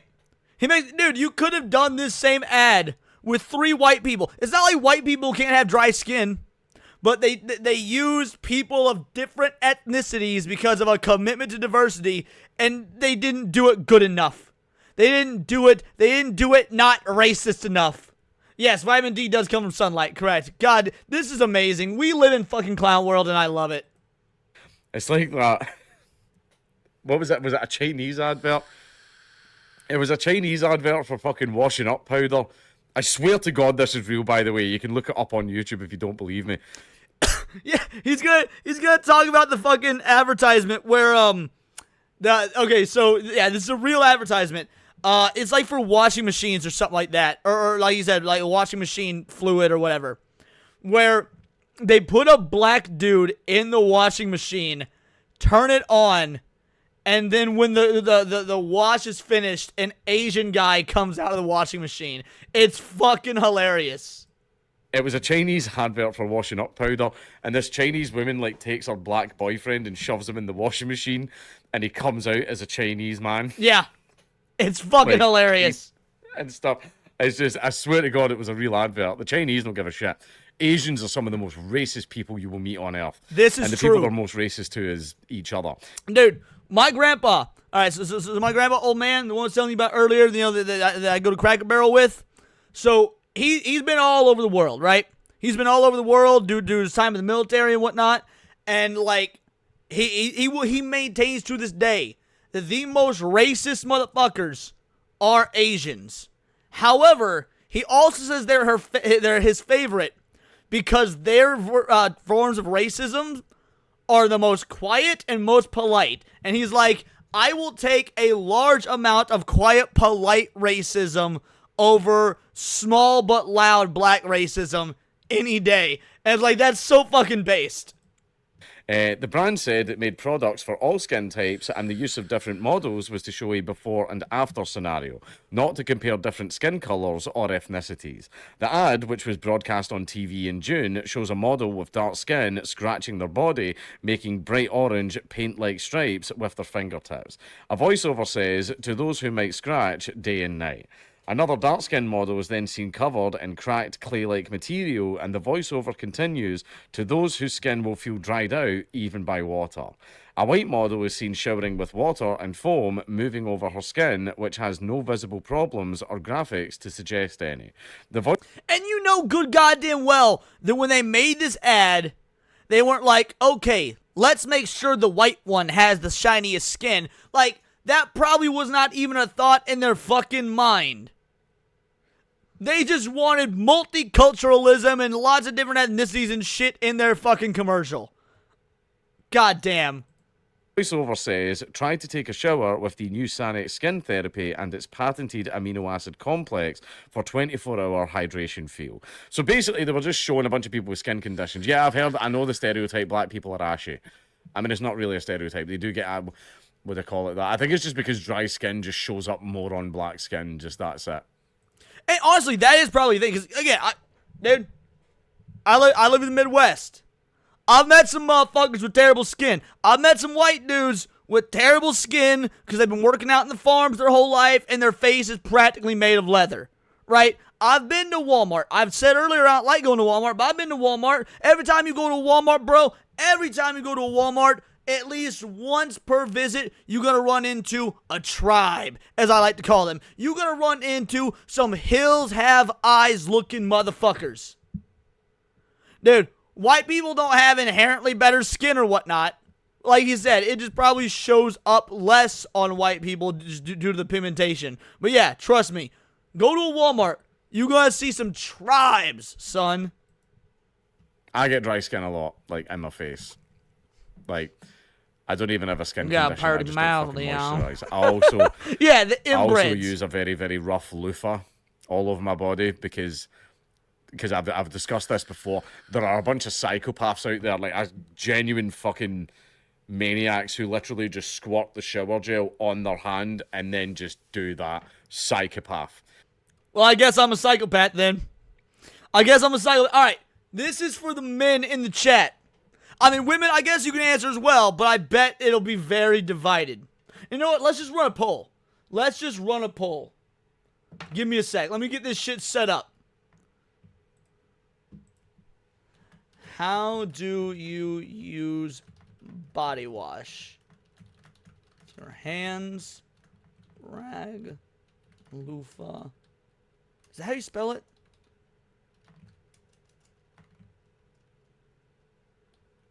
I don't know if I spelled loofah correctly, but all right, I'm curious because, like, I'm be real. I just put the body wash on my hands, rub it together, and then rub it all over my body. Like, Ain't no reason for a fucking loofah or no shit like that. All right, with your hands. Now, I guarantee you, the disparity is like, oh shit, we don't have enough women in here for this to be a male versus woman disparity with the way those are looking. All right, so for those of you that are saying hands, you my people. What do you mean? What the hell is the second option? Is that like? Are we, yeah? No, you're not. You're not supposed to drink it, Cryptic. You're actually not supposed to drink it. It's spelled loofah. Oh, okay. I did not know that's how it was spelled because I don't use it. I don't use it. And yes, I do sleep in jeans. Although I'm not wearing jeans right now. I'm wearing puffy pants. I'm wearing my hippie pants right now. I'm not wearing jeans. Sponge? What do you mean a sponge? That's what you wash dishes with. You don't use a sponge on your body. No, that's weird. Underground Railroad, I don't, oh, okay. Alright, Ghost 101, out here in the Pacific, we got meth heads, crackheads, Muslims, black. Yeah, I can see that. Here's your small dog. But yeah, dude. Oh, okay. A loofah. Alright. Yeah, no. I don't use a loofah. I don't see the point. I won't lie. I don't see the point. Like, you're already in the shower, right? You're already in the shower. You're already getting clean. So you put the body wash on your hands. You rub it together. Now your hands are clean. And now you can suds yourself up with it. It's that simple. Yeah, small towel. I said a rag. Rag, small towel, same thing. I live in the Midwest. Same fucking thing. Shower schnauzer. Hamster's the wrong answer. All right. So apparently, all y'all. I'll go ahead and end the poll. Yeah, it's a lot of y'all are more cultured than me. It seems like. But according to Dankula, I am in fact a psychopath. Psychopath. That's like having your socks on in the shower. That's like wearing socks to bed. Right? Dude, why does he keep calling me out? Yes, I wear socks to bed. Go fuck yourself. I fell asleep with my shoes on 2 nights ago. Dude, I got off of, oh, what stream was it?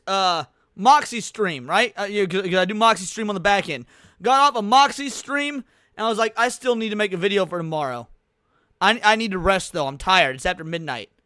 And, like, I crawled into bed, fully clothed, jeans still on, shoes on, and I just passed the fuck out. And next thing I know, dude, it's 7 in the morning. 6 in the morning, whatever time I woke up. Like, yeah, I wear socks to sleep. Sometimes I wear my fucking shoes to sleep. Like, it's like a big ball that I have, and it's like sandpaper, and it's great. The problem is I use intentional. it on my face. It's not like I planned on wearing my shoes to sleep. I was just so tired and didn't realize it that I passed out. Like, I do not, on the regular, wear my shoes to sleep. I was just so tired, I fell asleep before I took my shoes off.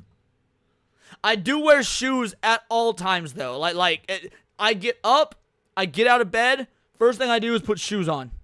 First thing I do is put my shoes on. I keep my shoes right by my bed. Like, I stream with my shoes on, bro.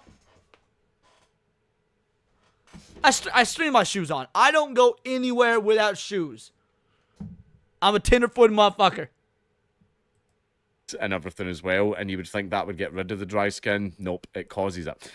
Because I'm essentially taking sandpaper to my face, but I don't feel clean unless I use that. See? Exactly, Hayden. Exactly. It's actually a time saver, man. Like, dude, you gotta get up, you gotta go to work in the morning, you already dressed. All you gotta do is put on some deodorant, brush your teeth, and you're good to go. I feel you, son. See, Hayden fucking gets me. But still, the tagline for the ad was relief could be as simple as a shower. The ESA ruled the ad breached its broadcast code and banned it from being shown again in the same format. The white skin depicted as smoother and clean after using the product was shown successfully changed and resolved, the ruling said. We considered that could be interpreted as suggesting that white skin was superior to black skin. Nobody in their right fucking mind thought that that's what that ad meant. No, dude, I don't care if you're black watching this ad or if you're white watching this ad. Dude, all you saw was an ad for fucking shower gel. That's it. All you saw was an ad for shower gel. They're out here looking for problems so they can sell you the solution. Like, or it was a case of, if we're supposed to view everyone equally and you're not supposed to see race and all that, then you're just supposed to go, oh, that person, not that black person, just, oh, that person has dry skin, that person has cracked skin, this person has nice skin because they used, like, the fucking weird shower gel or whatever. You're not supposed to say, there's a black, there's a black, there's a white, and they're compared. Oh. No, Cryptic. You don't get to say shit like that when the hood community, now I said hood, not black, when the hood community, known for having like yellow teeth and shit, stained by cigarettes, and not wearing deodorant, like, nah, man. There's a stereotype of black dudes not showering. I don't want to hear it. By the way, I use gel deodorant. I'm right there with you, Jamalama. I use Gillette or Old Spice gel deodorant for a couple reasons. One, I think it just works better. I think it works better. For two, if you put deodorant on, then put a shirt on, it doesn't leave like the marks and stuff on your clothes. But number three, the most important reason to use gel deodorant. You get up in the morning, you're groggy, you raise your arm, and you put that gel on there, and now you're awake. Because that shit's cold, dog. That shit's cold. You're like, ooh. Oh, I'm awake now. Because that cold-ass gel touching under your armpit, shot to the system, you wide awake, son. Oh my God, I thought you weren't supposed to recognize the comparison. I thought you were supposed to not see race. I believe that that's what the advert were trying to do. They weren't just showing black and white people. They were just showing people. Sounds like you're still seeing race. Pfft, it's 2025, my guy. You're not supposed to see race. I do see race. I was about to say, I see race. I absolutely see race. I don't see any races as superior or inferior, but trust me, guys, I see race. Like, if I look at an Asian dude, I'm like 50% chance he knows Kung Fu or some sort of martial art. I see a black dude or a white dude, 80% chance they got a gun somewhere on their person or in their car. It's that simple. I see a Jewish dude, I walk the other way because I don't want to be subjugated. Too much. Anyway, Clearcast, which approves or rejects ads for broadcast on television, said the advert did not perpetuate negative racial stereotypes. One model with darker skin was depicted in a stylized and unrealistic way to demonstrate dryness, but their skin tone was otherwise not a focal point, the agency said. They obviously did all that stuff to just sort of exaggerate as adverts are like want to do. Like, remember those... Man, I want to say this shit wouldn't happen in America, and it might not now. It might not now. I mean, again, because we got Daddy Trump in office, right? But I bet in the 2020s, or even in 2016 under Trump, when they're trying to undermine him and all that shit, like, I goddamn guarantee you that this ad also would have been pulled for the same reason. Like, I can't even give like oh, America's so much better because this shit doesn't happen. Because for a long time, this shit was absolutely happening. Like JML products, like those infomercials where it's like, oh, you need a thing that collar. does this, and it shows you a person trying to carry stuff and they're like throwing it everywhere, or like Netflix. A guy falling down the stairs. You need the stairmaster, like that type of shit where they exaggerate the problem. So that's what they were doing. They were exaggerating the dry and cracked skin. Adverts have done that since there's been adverts, right? But let's make it about race. A second model, also with darker skin, was shown with itchy skin, but this was portrayed through scratching visibly healthy skin and the resulting marks. I don't ever see Indian or Muslim people because I can smell them before they're in eye shot, so I go the other way. It was therefore more about sensation than any visible skin condition, it added. Sanex told BBC News, "We take note of the ASA Council's ruling. Our advert was intended to highlight how our skin therapy range supports healthy skin across a variety of skin types. At Sanex, our mission is to champion skin health for all, which is portrayed across our brand communications." That's a lot of shite. It's basically a case of, like, everybody goes, oh, yeah, diverse. Like, look at this. This is so unrealistic. I've met some black dudes that got ashy skin, right? It ain't this. Dude, this is a clay sculpture that has been left out in the sun too long. That's not a black dude. There's nothing racist about this. And this and that, and it's like, this is the problem, is even the leftists still see race. They still see it. They don't practice what they preach. They see it everywhere they fucking look, right? You can't just go, oh, here's a bunch of black people and white people in an advert. Let's randomize everybody's roles or whatever. That's not good enough, right? It's not just a case of like black people are supposed to be included in movies and adverts and everything, but you're not even allowed to portray them badly or portray them as a thief or portray them as this, that, or whatever, right? It's not just they have to be included, they also must always be portrayed in a very good light. And it's just fucking dumb and shove up your arse. It's 2018 anymore. It's not 2018 anymore. Nobody cares about this stuff. You're just being fucking annoying now. Dude, all right. Not only does nobody care about this stuff. All right, first of all, great video. That was awesome. Good recommendation, Fab. But not only does nobody care about this stuff, but as you can tell from, let's just look at my small audience, right? For my small but radically diverse audience, bro, black people are tired of this shit more than white people are. Like, they really are, dude. Black people are more tired of this shit than white people are. Why do you think videos or channels like Atreus and Kata blow up, right? Why do you think you got Cryptic or Sundig Woo in here, like, talking ridiculous shit? Because black people are like, hey, yo, that whole pandering that you've been doing to us, which is actually putting us back in digital chains, yeah, can we stop, please? That would be nice. It's insane. It's absolutely insane. Hayden Wayne dropping 5 Words of Paradise gifted memberships. You absolute fucking legend, you. You know what? We made fun of a lot of people today. It's time to make fun of myself. This is for you, Hayden. Horse semen's great. I'm digging horsecock. Is your cock a horse cock? You will never hear me say it. Nay. Ooh, as I speak more. My favorite stallion that I keep in my top drawer kinda goes hard though. Cause there is no cock like horse cock. Send your asshole into shock and eat horse. I don't know how we're going to ever top horsecock. Bingo, bango, bongo. You love to see it. Maybe I need to start drinking on streams again because that shit, man, that shit was good. But yeah, dude, thank you so much, Hayden. You absolutely didn't need to. Truly appreciate you. And oh, look at that. You hit Sonia, you hit Kay, you hit Smoo, Dinah Timms. I think the only one that I don't recognize is Josh the Homesteader. Nice. Well done, bro. But yeah, that was the end of that video. Yeah, I put it back on. I paused it literally at the 1 second in mark. Alrighty, guys. We've been going for about 2 hours. It is that time. We're going to be getting out of here. Let's see who we're rating first. Let's see who we're rating. Let's see. Who is live right now? Alright, we got... So we want to make sure that we share the love, that we spread the love, right? That's what it's about in this YouTube game. We support our own, son. Alright, who's live?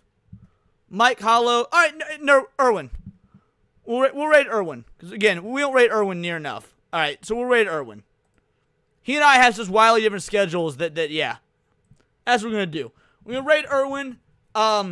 Before we go, I just want to let you guys know that, yeah, pop on my video that I released today. I know it's just a clip from yesterday's stream, but it does really help out the algorithm, and the video ain't doing so hot, which is A-okay. Yesterday's video fucking killed it, though.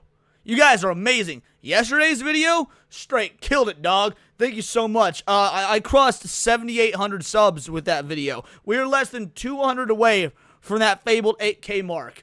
I was supposed to be at 10K by April, according to Social Blade. And then in February, YouTube completely fucked the algorithm. So we finally climbing back up. We're doing some good shit now. So yeah, thank you so much. We're gonna raid Erwin. Make sure in the comments to say Vital Idol Raid. I will see you guys on Roman of the Empire's channel tonight. We're gonna be talking about our favorite military sci-fi films. And then tomorrow for Neon Leon at the Caboose end of the Cabal. So until, and for those of you that donated, again, truly appreciated. Thank you so much. You don't need to, you do. It does mean the world to me. I couldn't do this without you guys. Those of you that were unable to or can't or whatnot, that's A-okay as well. I just appreciate you having me here. So, yep, I'll see you guys tomorrow for Neon Leon. I'll see you back on the lunch hour on Saturday. Until next time, it's all here in the Nerdosphere, and this has been Words of Paradise.